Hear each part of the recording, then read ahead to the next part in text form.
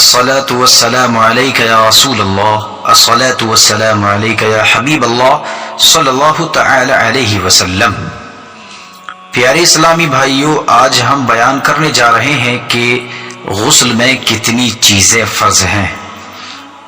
جتنی چیزیں غسل میں فرض ہیں ان کی تکمیل پوری طور پر کرنا ضروری ہے۔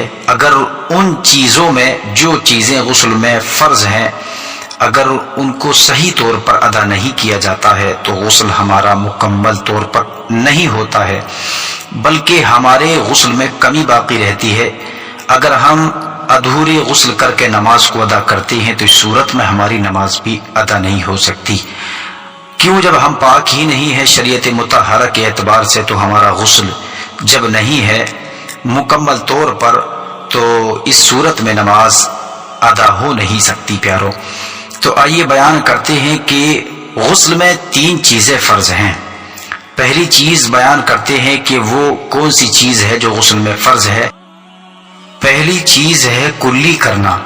اب یہ کلی جو کی جاتی ہے غسل میں، اس کو فرض قرار دیا گیا ہے، تو اس کے کلی کرنے کی صورت کیا ہے، کس طرح سے کلی کرنی چاہیے؟ تو بیان کرتے ہیں کہ کلی اس طرح کرنا کہ منہ کے ہر پرزے، ہر گوشے میں پانی پہنچ جائے، ہونٹ سے حلق کی جڑ تک ہر جگہ پانی بہہ جائے، مسوڑے، دانت کی کھڑکیاں، زبان کی ہر کروٹ میں حلق کے کنارے تک پانی پہنچے۔ روزہ نہ ہو تو غرارہ کرے تاکہ پانی اچھی طرح ہر جگہ پہنچ جائے۔ دانت میں کوئی چیز اٹکی ہو، مثال کے طور پر کسی نے گوشت کھا لیا یا کوئی ویسی چیز کھا لی جس کی وجہ سے وہ دانتوں میں اٹک گئی، تو بیان یوں کرتے ہیں کہ اس کا بھی دانتوں سے جدا کرنا ضروری ہے۔ اگر اس چیز کو دانتوں سے نہیں چھڑائیں گے تو وہاں پانی نہیں پہنچے گا، تو ایسی صورت میں اس کا غسل مکمل نہیں ہوگا۔ تو ایسی چیز کا چھڑانا ضروری ہے، بے اس کے غسل نہ ہوگا، اور بے غسل اگر نماز پڑھی تو نماز بھی نہیں ہوگی۔ اگر دانتوں میں کوئی چیز پھنسی ہے تو صحیح طور پر اس کو نکال کر وہاں تک پانی پہنچا دیا جائے تاکہ غسل پائے تکمیل تک پہنچ جائے، اور اگر وہ نہیں نکلی اور وہاں پانی نہیں پہنچا تو پانی نہ پہنچنے کی وجہ سے آپ کا غسل بھی نہیں ہوگا۔ جب آپ کا غسل نہیں ہوگا، اگر آپ نماز ادا کرنا چاہتے ہیں تو آپ کی نماز بھی ادا نہیں ہوگی۔ تو یہ ہے غسل کے فرائض میں سے پہلا فرض۔ غسل کے فرائض میں سے دوسرا فرض جو ہے وہ ہے ناک میں پانی ڈالنا۔ اب یہ ناک میں پانی ڈالنا، اس کی صورت کیا ہونی چاہیے، کس طرح سے ناک کو صاف کرنا چاہیے؟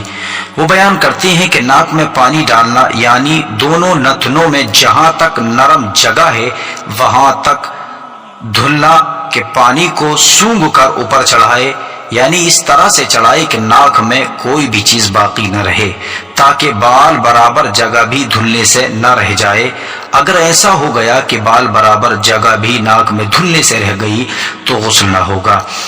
اور وہ چیز جو عورتیں جب غسل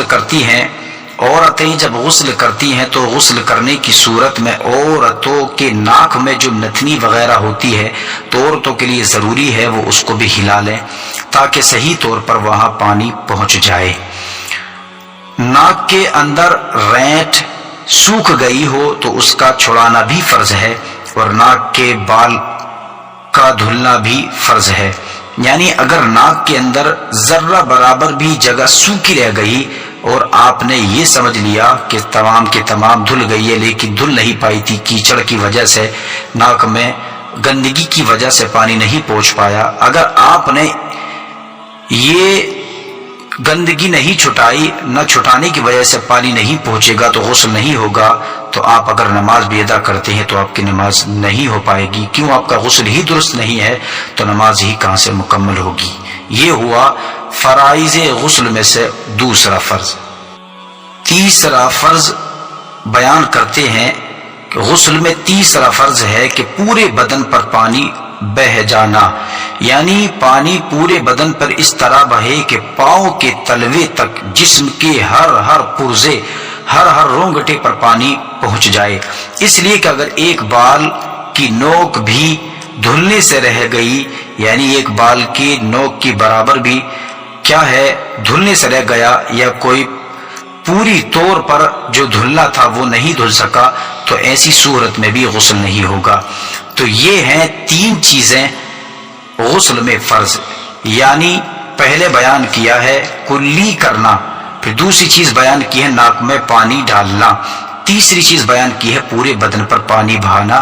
یہ 3 چیزیں غسل میں فرض ہیں۔ جو بندہ ان کو صحیح طور پر ادا کرتا ہے وہی بندہ غسل کا حامل ہوتا ہے، وہی بندہ کہلاتا ہے کہ ہاں اس نے واقعی غسل کیا ہے۔ اگر وہ نماز ادا کرتا ہے اس کو مکمل کرنے کے بعد تو اس کی نماز صحیح طور پر ادا ہو جائے گی۔ پیارے اسلامی بھائیوں، ایسا بھی ہوتا ہے کہ لوگ خیال یہ کرتے ہیں، بہت سے لوگ ایسا بھی کرتے ہیں کہ نجس تہبند باندھ کر غسل کرتے ہیں، خیال کرتے ہیں کہ نہانے میں سب پاک ہو جائے گا، یعنی تہبند کو باندھا اور باندھ کر وہ تہمت جو ناپاک ہے اسی تہمت کو باندھ کر نہاتے ہیں، اور یہ خیال کرتے ہیں کہ یہ جو ہے جب ہم نہائیں گے تو یہ بھی پاک ہو جائے گا۔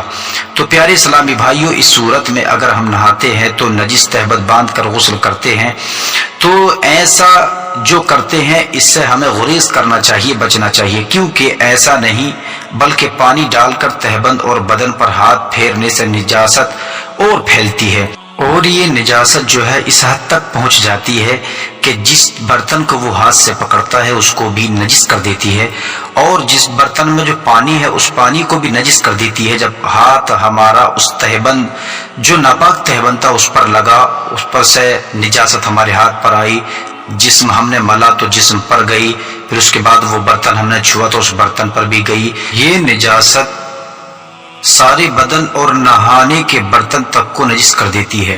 اس لیے ہمیشہ نہانے میں بہت خیال سے ہمیں نہانا چاہیے، پہلے بدن سے اور اس کپڑے سے جس کو پہن کر نہاتے ہیں نجاست دور کر لیں تب غسل کریں، ورنہ اگر غسل کیے تو غسل نہ ہوگا۔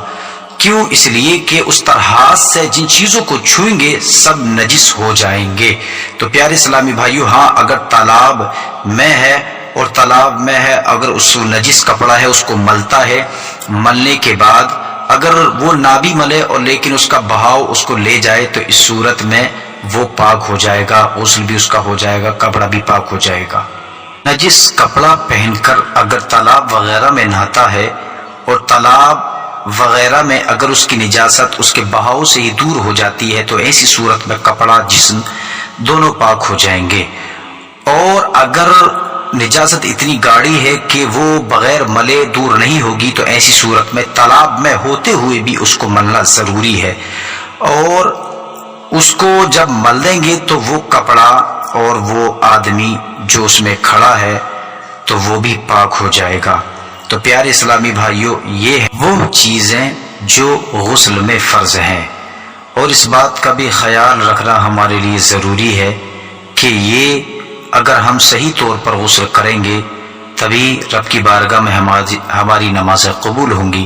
اگر ہم صحیح طور پر غسل نہیں کریں گے اور نمازیں پڑھیں گے تو تب بھی ہماری نمازیں رائے گا جائیں گی، بیکار جائیں گی، کیوں؟ ہم نے صحیح طور پر غسل ہی نہیں کیا۔ ہمارے لیے ضروری ہے کہ ہم صحیح طور پر غسل کریں۔ جب ہم صحیح طور پر غسل کریں گے تبھی ہماری نمازیں قبول ہوں گی، رب کی بارگاہ میں ہم کھڑے ہونے کے لائق ہوں گے۔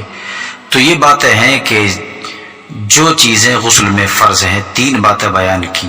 الصلاۃ والسلام علیک یا رسول اللہ، الصلاۃ والسلام علیک یا حبیب اللہ صلی اللہ تعالی علیہ وسلم۔